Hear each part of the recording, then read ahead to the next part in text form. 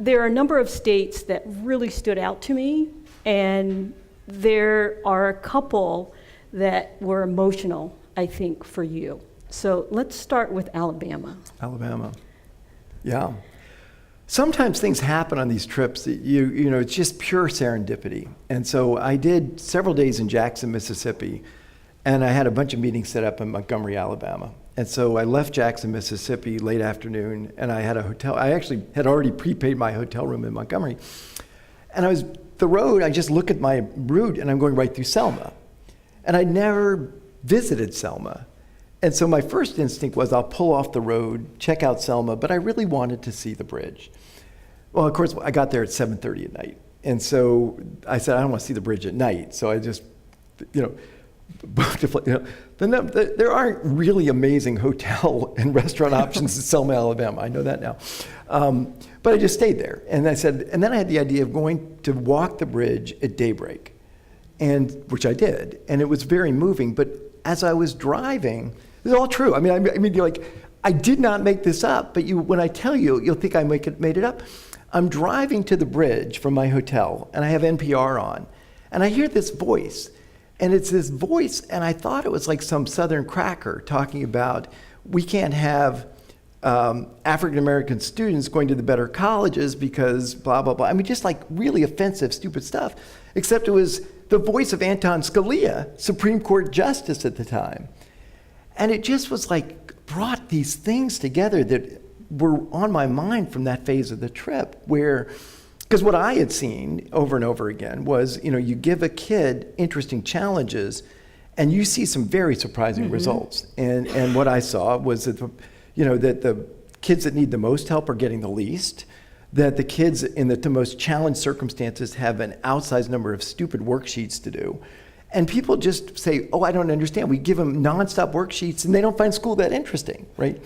And so everything about what he had to say made no sense to me, but it's all happening in the same morning I'm walking the Selma Bridge. So I wrote about that. It's very timely now, because I write about the fact that we have the Supreme Court consisting entirely of graduates of Yale and Harvard making decisions on behalf of a broad, quite varied, amazingly diverse, amazingly interesting population. But they just and you see it in the entire thinking that they have on affirmative action, which is, I think, so flawed, where they say, basically, of course, a student with better SAT scores is a better applicant. Well, what would lead you to reach that conclusion? Right. And so, so that was really a moving morning. And it was just like, as I say, just like out of the blue, I hear Scalia on the radio, and then I'm walking the Selma Bridge. I mean, yeah, that was just striking to read that. And National Board is in 50 states. And my predecessor, the late Ron Thorpe, was quite the visionary and did some work in Mississippi. And you mentioned interviewing Governor Bryant. I think every state you went to and the people that you spoke to are people who are in touch with the National Board. And Governor Bryant, along with the National Board and Ron Thorpe, had a program focused on literacy and teaching, making sure that children knew how to read by the 3rd grade and that they were proficient. And with our help and what we call the World Class Teaching Project, that has been extremely successful. And one of the things that Governor Bryant did was he put out a PSA and challenged every teacher in the state of Mississippi to become board certified. And if they did, he would give them a $6,000 raise. That's a lot of money in Mississippi. Yeah. And he would give them an additional $6,000 if they went to a high-need school or a rural school in certain areas. So that work continues. So when we talk about politicians, it's a thing that just drives teachers wild, because they still look at us like, we're factory workers and kids are raw material, and that we can just treat them like widgets and everything should turn out fine. And that is never, ever the case. But let's talk about something happy right now.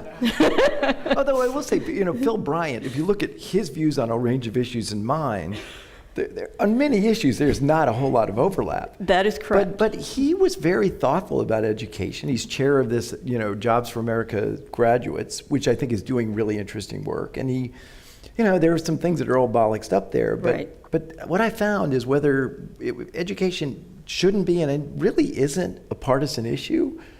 And but I think, well, we can get into it later, but I think Mississippi is probably primed to have another a teacher strike because they just don't pay. Right. So many of these people say it's so important to educate our kids, but let's just cut the budgets enormously. But I profiled Bryant in the book just because it was nuanced. It was interesting that his views were not crazy view. He was doing some constructive things.